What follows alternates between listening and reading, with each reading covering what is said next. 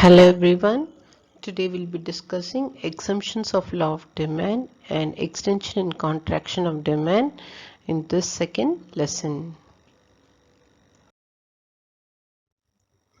Exemption of demand curve. Normally the demand curve slopes downwards from left to right, but there are some unusual demand curve which do not obey the law and they go in reverse order. A fall in the price brings about a contraction of demand, and a rise in the price results in a extension of demand. Therefore, the demand curve slopes upwards from left to right. It's known as exemption of demand curve. So, article of distinction. The exemption was first of all discussed by Veblen, Professor Veblen. Okay, so according to him, article of distinction have more demand only if the price are sufficiently high.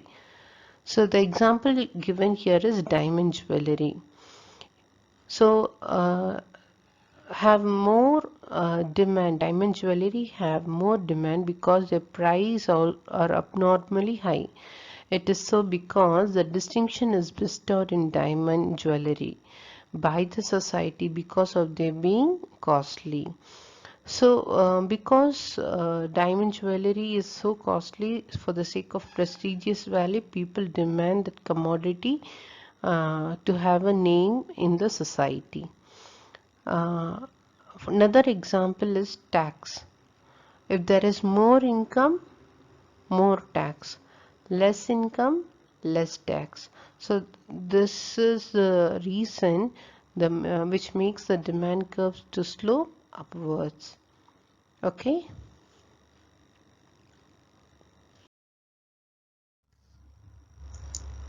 There are four important reasons for exemptions of demand curve. The first one is Giffen paradox. The giffen goods or the inferior goods is an exemption to the law of demand. When the price of an inferior goods falls, the poor will buy less and vice versa. Now, if a commodity happens to be necessary of like wheat and its price goes up, consumers are forced to curtail the consumption of more expensive food like meat and fish, and wheat being still the cheapest, so they will consume more for it. The Marshallian example is applicable to developed economies. In the case of underdeveloped economy, the fall in the price of an inferior commodity like maize, consumer will start consuming more of superior commodity like wheat. As a result, the demand for maize will fall.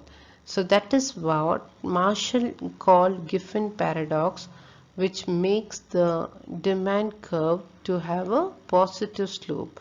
That's the reason the curve slopes upwards. Second point is Veblen or demonstration effect. So it means it was given by Lord Veblen. He says that he has explained the exemption of demand curve through his doctrine of conspicuous consumption. Rich people buy certain goods because it gives a social prestige. Okay, now it if consumers are affected by the principle of conspicuous consumption or demonstration effect, they will like to buy more of those commodities which confer distinctions or prestige in the society when their price rises. On the other hand, with the fall in the price of such articles, their demand falls, as in the case with the diamond.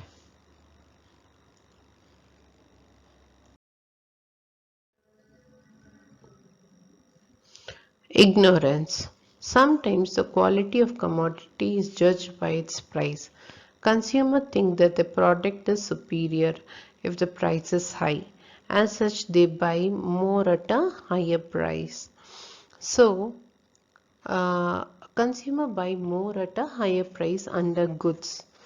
and the influence of the ignorance effect, where a commodity may be taken for some other commodity.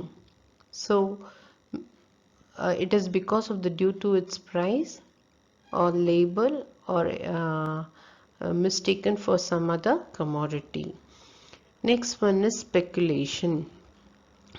So Marshall mentions speculation as one of the important exemptions to the downward sloping curve of demand. According to him, the law of demand does not apply to the uh, demand.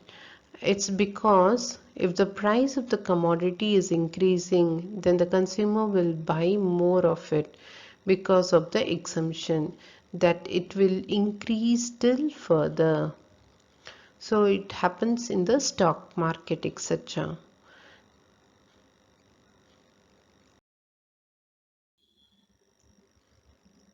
Next topic is extension and contraction of demand.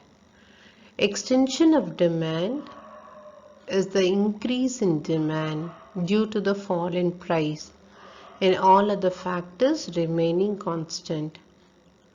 So that is called as extension of demand, the downward sloping curve.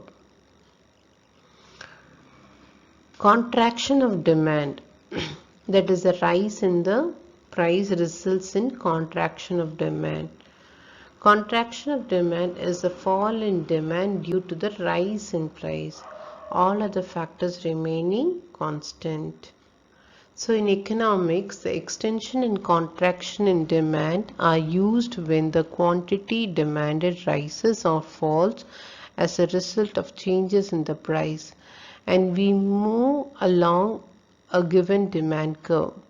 When the quantity demanded of a good rises due to the fall in price, it's called as extension of demand. And when the quantity demanded falls due to the rise in price, vice versa, it's called as contraction of demand. I'll help you to understand with the help of an example.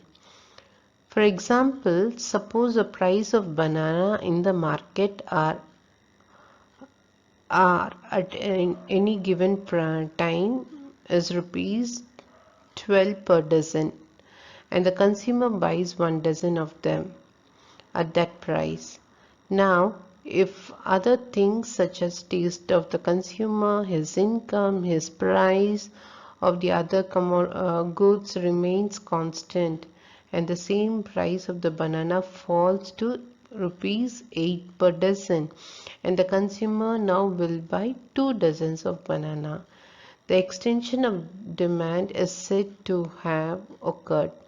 On the contrary, if the price of the banana rises to 15 rupees per dozen, consequently the consumer now buys half a dozen of banana.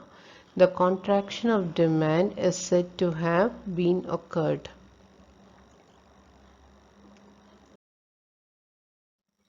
Thank you. Stay connected.